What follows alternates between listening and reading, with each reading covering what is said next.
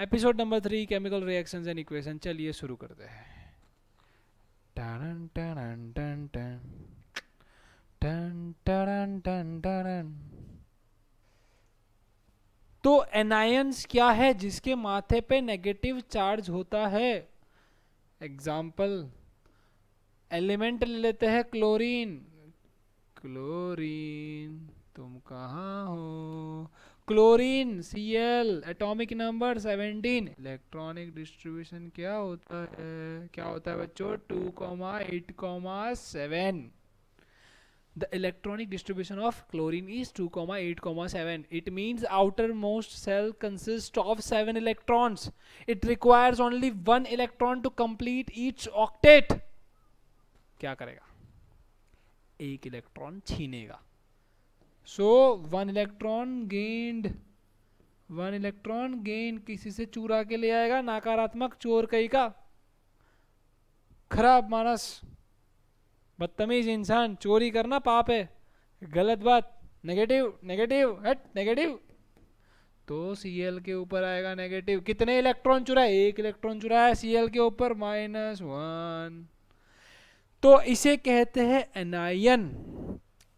Cl electron चुराते हैं, देते नहीं है, कभी भी बाहर इलेक्ट्रॉन फ्लो नहीं करवाते। That means it doesn't create the flow of electrons.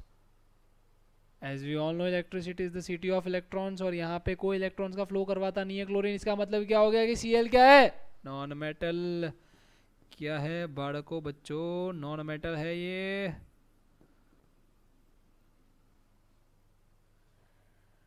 Ton टन टन टन टन टन टन। लिखा आप लोगों ने? ये लिखना बहुत जरूरी है। लिखो।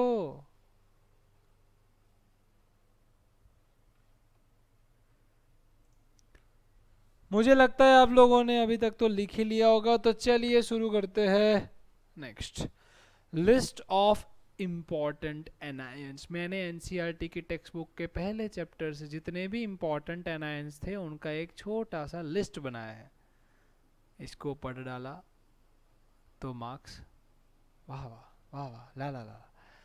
तो अगर मैं बात करूं फ्लोराइड की, सबके सिंबल लिखेंगे, फटाफट लिखेंगे। FCl Br, अच्छा लिखा, Br हाइड्राइड ओ सर हमें तो दिखा। ओके, फ्लोराइड का F, क्लोराइड का Cl, ब्रोमाइड का Br, आयोडाइड का I, हाइड्राइड का H, हाइड्रोक्साइड का OH। बाइकार्बोनेट का होता है HCO3, नाइट्रेट का होता है NO3,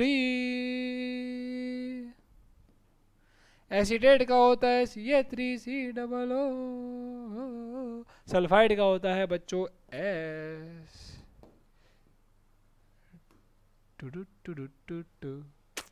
ऑक्साइड का हो, कार्बोनेट का CO3, सल्फाइड का होता है SO3, सल्फेट का SO4। बोलो श्री कृष्ण भगवान महाराज की। फॉस्फाइड का होता है P। सर कलर बदल दीजिए।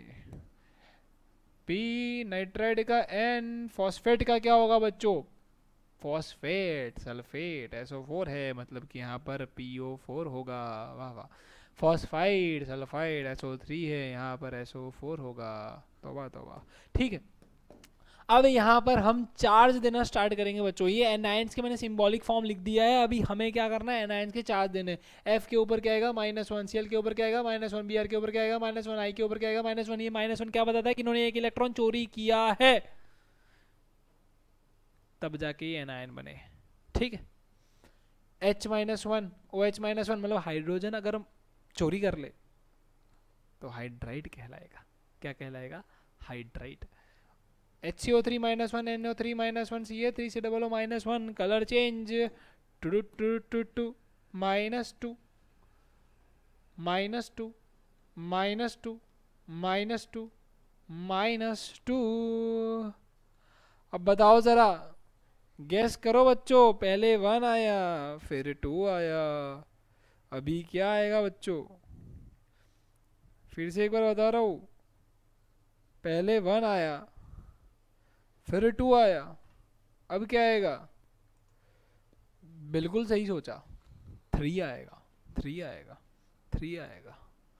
P -3 N -3 PO4 -3 SO4 -3। तो ये है लिस्ट ऑफ इम्पॉर्टेंट एनायड्स। लिख लीजिए, स्क्रीनशॉट ले लीजिए, जो करना है कीजिए, पर जल्दी कीजिए। तो चलिए एक बार रिवाइज कर लेते हैं हम लोग। Fluoride F-1, chloride Cl-1, bromide Br-1, iodide I-1, hydride H-1, hydroxide OH-1, bicarbonate HCO3-1, nitrate NO3-1, acetate CH3COO-1, sulphide S-2, oxide O-2, carbonate CO3-2, sulphide SO3-2, sulphide SO4-2, phosphide P-3, nitrate N-3, phosphate PO4-3, phosphide, अरे अरे अरे अरे ऐसा काहे हो गया, कहाँ ध्यान था आपका बबुआ? PO4 आएगा, PO4। तोबा तोबा, हाथ फिसल गया। तो यहाँ पर फॉस्फाइट में ध्यान रखना, ये PO4 है, ये PO4 है, यहाँ पर PO3 होगा। काहे ऐसा हो रहा है? PO3-3, ठीक है।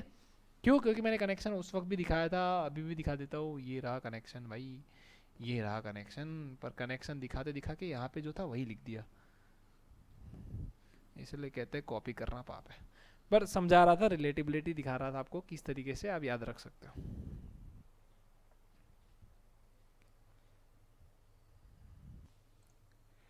तो चलिए अभी नेक्स्ट पेज पे चलते हैं। Which is steps to write the formula of a compound. बहुत इंपॉर्टेंट है, पूछा जाएगा 2 मार्क में, 1 मार्क में आ सकता है। बहुत इंपॉर्टेंट है बच्चों, इसमें थोड़ा ध्यान देंगे हम। बेरियम नाइट्रेट है, तो स्टेप नंबर 1 जो आपको करना है यहाँ पर, ठीक है। स्टेप 1 बड़ा प्यारा है, आप एक साइड लिख दीजिए बेरियम, एक साइड लिख दीजिए नाइट्रेट। मतलब कि बेरियम का सिंबल क्या होता है? Ba, ठीक है, Ba। एक साइड लिख दीजिए नाइट्रेट का NO3, ठीक है। अब अगर आपने Ba और NO3 लिख दिया है तो उसका चार्ज पता होना बहुत ज़रूरी है। अगर मैं Ba की बात करूं तो लास्ट लेक्चर में ही मैंने सिखाया था कि Ba का बेटा होता है +2 और NO3 का होता है -1। Ba का होता है +2 और NO3 का होता है -1। इसका मतलब क्या हुआ? इसका मतलब बहुत ही सिंपल है कि Ba और NO3 में आपको क्रॉस मल्टीप्लाई करना है। आपको पता चल गया बेरियम का Ba है, नाइट्रेट का NO3 है, इसका -1 है, इसका +2 है। बेटा सिंपल सी चीज करनी है आपको,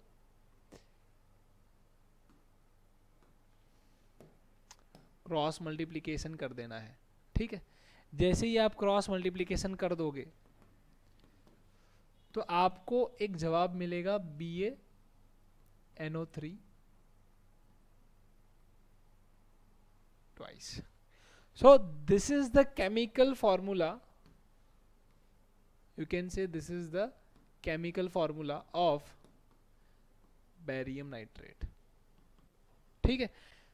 तो फटाफट वैसे ही सेकंड वाला कर देते हैं स्टेप 2 करके। स्टेप 2 क्या लिखेंगे? अरे स्टेप 1, सबसे पहले स्टेप 1 में ही सब खत्म हो जाता है। पोटासियम है के, सल्फेट है SO4, ठीक है।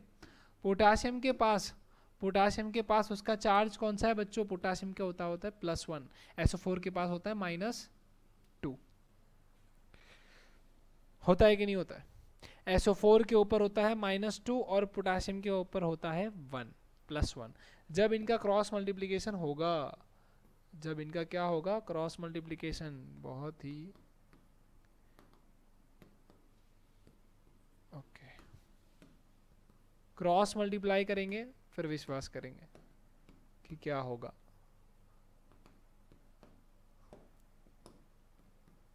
तो क्या होगा बताओ?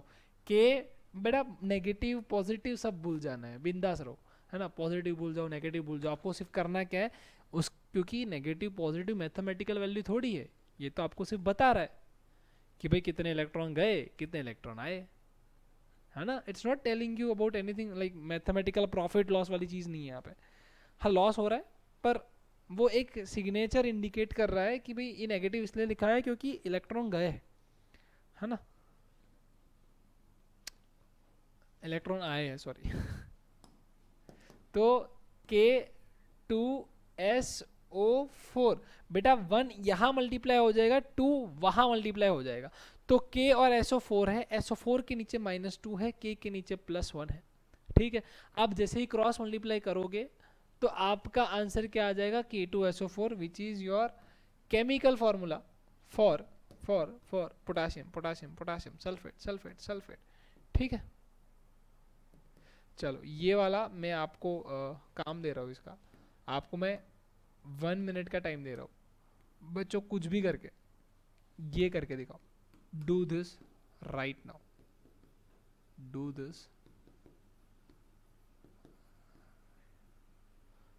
Let's go.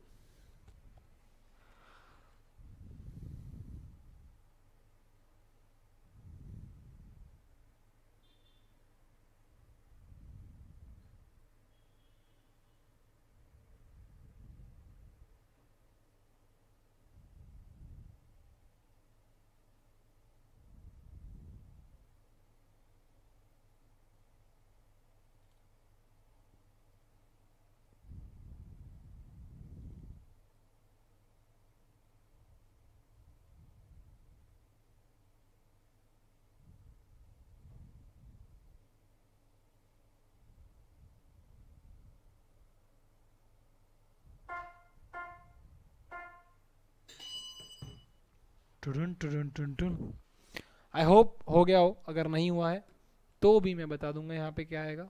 ठीक है बेटा, इसका आंसर बहुत सिंपल है. सोडियम का होता है Na, इसका होता है NO3. सोडियम के पास +1, NO3 के पास +1. दोनों को अगर आप क्रॉस मल्टीप्लाई करोगे तो 1 1 कैंसिल आउट हो जाते हैं जब दोनों के पास सेम होता है. सो आंसर आएगा नानो3 विच इज NaNO3. ठीक है. तो चलिए नेक्स्ट स्लाइड पे चलते हैं अपन. Okay, balancing a chemical reaction. ये एक ऐसा टॉपिक है जिसमें बच्चे बहुत ही ज़्यादा कंफ्यूज हो जाते हैं एक्सरसाइज के अंदर. This is really really important and this is very important. Note, molecules atoms are always balanced by adding the appropriate number before the molecules or atoms. So there are many things which we need to understand over here. The first thing is like why we are balancing the chemical equation, because I have already told you in the second episode that reason for balancing is very simple: law of conservation of mass. Why? Because it states that mass atoms can neither be created nor destroyed. आप ना उसको create कर सकते हो ना destroy कर सकते हो. It's like कि एक टनल के अंदर 5 लोग गए, टनल पूरा सही सलामत है, बाहर निकलेंगे तो 5 लोग ही निकलेंगे. अगर मान लो कि बीच में कटवट गए लोग, ठीक है, तो भी जो अमाउंट ऑफ हैंड है, नंबर ऑफ हैंड्स है, नंबर ऑफ लेग्स है, नंबर ऑफ आइज है, वो सेम रहेगा. ठीक है. तो यहाँ पर क्या है कि जितने रिएक्टेंट अंदर घुसे हैं उतने ही प्रोडक्ट वहाँ से निकलेंगे. ये ज़रूरी है, इसको बैलेंस करना ही पड़ेगा. पर बैलेंस करेंगे कैसे, ये बड़ा इंपॉर्टेंट है कि बैलेंस करेंगे कैसे. तो इसको तो पहले हम बता देते हैं कि ये है एक unbalanced chemical reaction, skeletal chemical reaction. Why? Because skeletal क्यों है, इधर से पता चलता है. आपके पास जितने भी मॉलिक्यूल्स आप लिख दो पहले, Fe है, H है, O है. यहाँ पर भी आपके पास Fe है, H है, O है. क्या यहाँ पर Fe कितने हैं बच्चों, एक ही Fe है यहाँ पर, तो हम यहाँ लिखेंगे 1 Fe है अपने पास. H कितने यहाँ पे, 2 H है बेटा यहाँ पे, तो ये 2 है. आपको H2 ऐसे क्यों लिखा हुआ है, क्योंकि यहाँ पे 2 हाइड्रोजन है. ठीक है. ऑक्सीजन की बात करें तो ऑक्सीजन कितने यहाँ पर, 1 ऑक्सीजन है. अगर मैं यहाँ पर Fe की बात करूँ, वो तेरी 3 है. हाइड्रोजन की बात करूँ 2 है. ऑक्सीजन देखो 4 है. ठीक है. टोटल एक तो देखने जाए Fe यहाँ पे 1 है, वहाँ पे 3 है, यहाँ पे 2 है, यहाँ पे 2 है, वाह हाइड्रोजन वाह. ऑक्सीजन यहाँ पे 1 है, वहाँ पे 4 है. तो यहाँ पर अनबैलेंस्ड केमिकल स्टेटमेंट दिख रहा है अपने को, कि जिसके अंदर जो केमिकल रिएक्शन के जो एलिमेंट्स है वो दोनों साइड सेम लाइन नहीं कर रहे. नंबर ऑफ रिएक्टेंट्स अलग है, नंबर ऑफ प्रोडक्ट अलग है, नंबर ऑफ मॉलिक्यूल्स अलग है दोनों के अंदर. ठीक है. तो हमें इसको बैलेंस करना पड़ेगा, ये नहीं चलेगा. ये बकायदा दूर दूर तक नहीं चलेगा। ठीक है, तो क्या करना होगा बैलेंस करने के लिए? स्टेप नंबर 1, स्टेप वाइज सीखेंगे, फटाफट सीखेंगे, बहुत ईजी है। Step number 1, select the molecule with most number of atoms. आपके दिमाग में सबसे ज़्यादा एटम्स वाला मॉलिक्यूल कौन सा है यहाँ पर? Fe3O4 सोचा आप लोगों ने? बिल्कुल सही सोचा है आप लोगों ने। Fe3O4 ऐसा एक मॉलिक्यूल है जिसमें नंबर ऑफ एटम्स बहुत ही ज़्यादा है। And then select the element from which that molecule which has the maximum number of its atom. Fe3O4 आपने क्यों सिलेक्ट किया? क्योंकि सबसे ज़्यादा एटम्स इसमें लाई कर रहे हैं। अब इसमें से आप कौन सा चूज करोगे? ऑक्सीजन चूज करोगे, क्योंकि आयन 3 है जबकि ऑक्सीजन 4 है। तो आपको अपने बैलेंसिंग करने का जो स्टार्ट है वो मिल गया। आपको सबसे पहले ऑक्सीजन को बैलेंस करना है। ठीक है, तो सबसे पहले हम लिख देते हैं यहाँ पर FeHO, यहाँ पर भी लिख देंगे FeHO, FeHO। तो चलो स्टार्ट करते हैं ऑक्सीजन से। बेटा LHS में ऑक्सीजन कितने हैं? LHS में कितने हैं? एक ही है। ठीक है, जबकि इसमें कितने हैं? 4 है। आप देख सकते हो राइट हैंड साइड पे यहाँ पे 4 ऑक्सीजन दिए हुए हैं, जबकि हमारे यहाँ पर सिर्फ एक ही बंदा है। ठीक है, तो अब इसके अंदर आपको चेंज लाना होगा। वो लाने के लिए अपन क्या करेंगे? सबसे पहले वो लाने के लिए हमें यहाँ पर इंटू 4 करना होगा। क्यों करना होगा इंटू 4? क्योंकि यहाँ पे 4 है, तो यहाँ पर इंटू 4 करेंगे तब जाके LHS में 4 ऑक्सीजन आएंगे। अब आप O के नीचे यहाँ पर 4 नहीं लिख सकते, इट इज़ नॉट अलाउड, क्योंकि वो एक अलग मॉलिक्यूल बन जाएगा फिर। ठीक है, आपको ऑक्सीजन 4 है ये बताना है, तो उसका एक ही जरिया है, आपको आगे ही नंबर डालना पड़ेगा। मतलब ये H2O है, इसको निकाल के आपको करना पड़ेगा 4H2O। क्या करना पड़ेगा? 4H2O। मतलब ये अब थोड़ा सा चेंज हो गया। ये पहले H2O था, अब इसको क्या बना दिया हमने? 4H2, जो कि आपको ऊपर दिख रहा है। ठीक है, अब 4H2 आपने कर दिया, तो जनरली लोग उसके आगे ही लिख देते, तो मैं भी उसके आगे लिख देता हूँ, पर ये थोड़ा सा बीचड़म जैसा हो जाएगा। I don't think it will be more convenient to see, so हम इसको काट देते हैं यहाँ पे। ठीक है, ऊपर लिख देता हूँ मैं। 4H2O मैंने कर दिया। अब फर्क कहाँ आया? फर्क ये आया कि जबकि पहले यहाँ पे सिर्फ 2 ही हाइड्रोजन थे, जैसे ये 4 आ गया बेटा, तो 4 इंटू 2 करना पड़ेगा, तब जाके आपको हाइड्रोजन का नंबर मिलेगा। तो इट इज 8 नाउ। हाइड्रोजन कितने हो गए अब यहाँ पर? 8। 4 2 क्या हो जाएगा बेटा? 8। तो यहाँ पर 8 ऑक्सीजन हो गए। पहले कितने थे? 2 थे। आपने किससे मल्टीप्लाई करा दिया? 4 से। आंसर क्या आ गया? 8। यहाँ पे क्या है? 4। ठीक है, अगर मैं आयन की बात करूं, आयन कितने यहाँ पर? 1 है। ठीक है, यहाँ पर हाइड्रोजन कितने हैं? हाइड्रोजन 2 ही है। हाइड्रोजन कितने हैं? 2 ही है। तो ये तो 4 4 बैलेंस है बच्चों, देखो ध्यान से। ये भी 4, ये भी 4, वो तो बैलेंस है। हमें क्या बैलेंस करना है? 2 4 जा 8 हो गया यहाँ पे। ठीक है, आपको यहाँ पर कुछ ऐसा करना है कि ये 8 बन जाए। कैसे बनेगा? आप इसको 8 कैसे बनाओगे? सोचो, सोचा? इसको 8 कैसे बनाएंगे? H2 है वहाँ पे, ध्यान लगाओ। 4 लगा देंगे ना आगे। ठीक है, तो जैसे ही 4 लगा देंगे आगे, तो आपका क्या हो जाएगा? ये कट जाएगा। भाई रेड से ही काटेंगे, रेड से फील आता है। तो 4H2। ठीक है, तो इसका 4H2 हो गया। चलो भाई 8 हाइड्रोजन हो गए। यहाँ पर 2 इंटू क्या कर दिया हमने? 2 इंटू 4 कर दिया, तो यहाँ पर भी क्या आ गया? 8 हाइड्रोजन आ गए। यहाँ पे हमने क्या कर दिया? 4 इंटू कुछ नहीं किया अपने को, बस यही हो गया। चलो हाइड्रोजन ऑक्सीजन बैलेंस। अगर आयन बचा है सिर्फ, आयन देखो यहाँ पे कितने हैं? 3 है। यहाँ पे कितने हैं? 3 है। जबकि यहाँ पर कितने हैं? यहाँ पर सिर्फ 1 है। किससे मल्टीप्लाई करना पड़ेगा? बहुत सिंपल हो गया भाई, ये तो इंटू 3 कर दो, आपको 3 मिल जाएगा। तो 3Fe मैंने लगा दिया, आगे ही लगा देते, दिख रहा है तो 3Fe। तो क्या हो गया बच्चों? नया इक्वेशन कौन सा बना? 3Fe plus 4H2O gives out Fe3O4 plus 4H2। अगर हम देखने जाए तो 1 इंटू 3 कितना होता है? 3। यहाँ पर भी कितने हैं? 3।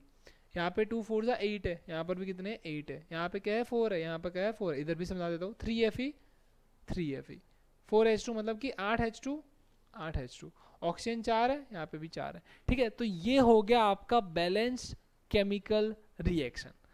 इस तरीके से बैलेंस किया जाता है। ठीक है, और ये कुछ एग्जाम्पल्स है।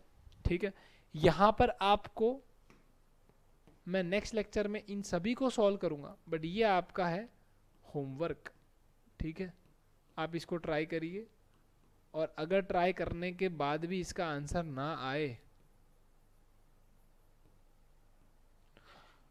तो नेक्स्ट लेक्चर देख लीजिए। ठीक है, नेक्स्ट एपिसोड में मैं ये सारे सॉल्व कर दूंगा, मतलब कि ये दोनों। ठीक है, चलिए नेक्स्ट है how to make chemical equations more informative. Very very important topic. इसमें क्या है कि बच्चों को कई बार कंफ्यूजन रहता है कि भाई केमिकल इक्वेशंस को इंफॉर्मेटिव बनाने के लिए क्या क्या करना चाहिए और क्यों क्यों ये सारी चीज़ें और सिंबल्स डाले गए। हम सारी चीज़ें समझ लेंगे, इसके बाद आपको केमिकल इक्वेशन लिखी होगी तो कोई कन्फ्यूजन नहीं आएगा। जैसे कि अगर मैं बात करूँ एग्जाम्पल 1 की, 4Fe plus 6H2O gives out 2Fe2O3 plus 6H2। तो यहाँ पर छोटे छोटे लिखे हुए S लिखा हुआ है यहाँ पे। ठीक है, आई होप कि आपको दिख रहा हो, अगर ना दिख रहा हो तो मैं आपको कुछ दिखा देता हूँ यहाँ पे। ठीक है, ये देखो आपको लिखा हुआ है यहाँ पे S लिखा हुआ है। ठीक है, ये देखो, ये जूम कर रहे हैं, ये VAP और मतलब वेपर और गैस लिखा हुआ है। ठीक है, ये भी S लिखा हुआ है, ये भी G लिखा हुआ है। तो कहना क्या चाह रहे हैं हम कि सॉलिड जब भी हो, सॉलिड जब भी हो तो हम उसको S बोलेंगे, लिक्विड हो तो L बोलेंगे, गैसियस हो तो क्या बोलेंगे, गैस वेपर हो तो क्या बोलेंगे, G और VAP। तो ये क्या दिखा रहा है, physical state of compounds. Very easy. Okay, example 2, example 2 के अंदर इन्होंने क्या किया, AQ लगाया हुआ है। अभी ये भी दिखाना पड़ेगा, जूम,